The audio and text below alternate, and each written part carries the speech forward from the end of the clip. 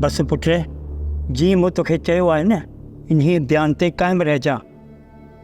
इहो रईस हकम खान जो पैगाम आहे। हो बा मेरे खुदा के मन कुछ भी कर पर मुखे इतो आज़ाद कराए। वाह मुझो एतरे साथ हो मुझे। पुट कीअं चवंदो आहे त जेल बि जवाननि लाइ ठहियल आहिनि। हाणे ॾे मुंहुं। बस मूंखां वॾी ग़लती थी वई। मूंखे नादिर खे मारणो न हुयो, पर मूंखे अलाए छा थी वियो भाउ, जो नादिर मुंहिंजे हथों मारिजी वियो। इहो त सही आहे, पर अब मां छा थो चवां इहो बि त ॿुध न। जेकॾहिं पहिरियां ईअं सोची हा न त ईअं न करी हा। अॼु न तूं पाण परेशान हुजी हा, न ईअं असां ईअं तड़पंदा हुजूं हा। पर भाउ खुदा खे मञ कुझु कर। मुंहिंजो एतिरे साह थो निकिरे, मां एतिरे तड़पी मरी वेंदुसि। आहे कुझु कर बिली, खुदा खे मञ कुझु कर, मूंखे हितां आज़ादु कराए। ठीकु आहे।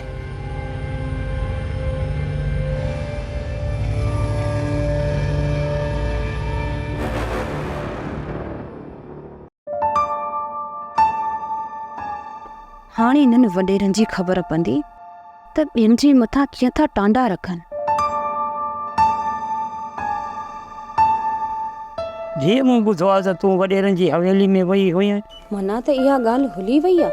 हा मूंखे त हाकिम खान घुराए साहिबा ऐं जावेद जी वापसी जी पक ॾिनी आहे। मां उते छा वियमि त हवान जी इहा ॻाल्हि भुली वई ऐं साण सिंधीअ एतिरी अरसे खां गाइब आहे त हवेली जी ॿाहिरीं दरवाज़े खे बि ख़बर न आहे। पर मां बि अॼु हवेलीअ में 7 सुरियूं ॿुधाए वराए चई आई आहियां त मुंहिंजे मुड़ुस जी ज़िंदगी तव्हां जे करे बर्बाद थी आहे। सफ़ा ईअं ई चई आई छा मां? हा चाचा हा। छाजे लाइ टिजी मूंसां उन्हनि खां चयोमान तव्हांजी छोकिरी असांजी साहिबा खे वठी वई, रहंदो असांजे मथां चोरी जा इल्ज़ाम आयव। जेकॾहिं सच ॿुधायो आहे त बेगुनाह वीचारो नादर त न मरे आहे न। तव्हां त वॾो केस कराए छॾियो आहे, पोइ त सभिनि जा इलाज हुआ त असांजी इज़त जो ख़्यालु कर। पुठ वरी बि वॾेरनि जो कुझु ख़्यालु कबो आहे। वॾेरा आहिनि, असां बि हुनजो निमक खाधो आहे। इन भरम में त चाचा लोड़ियूं था न, इन जे करे थधी थी मोटी आई आहियां, न त अञा मिलण वारी मां किथे हुअमि। बहरहाल तुंहिंजे हिन ॻाल्हियुनि जे करे वॾेरे पक ॾिनी आहे त हू कालूअ सां ठाह करे जावेद खे आज़ादु ज़मीन कराईंदो। चाचा अधु कालू काथे थो मञे? मां सम्झण जी कोशिशि कर, इहो सभु हाकिम खान जो कमु आहे त कालू खे मञाए वठंदो।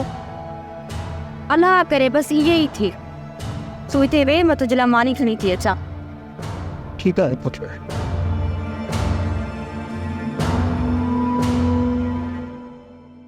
सब्सक्राइब कयो असांजो official YouTube channel Sindh TV HD drama ऐं वधीक अपडेट लाइ बेल आइकन खे क्लिक करियो।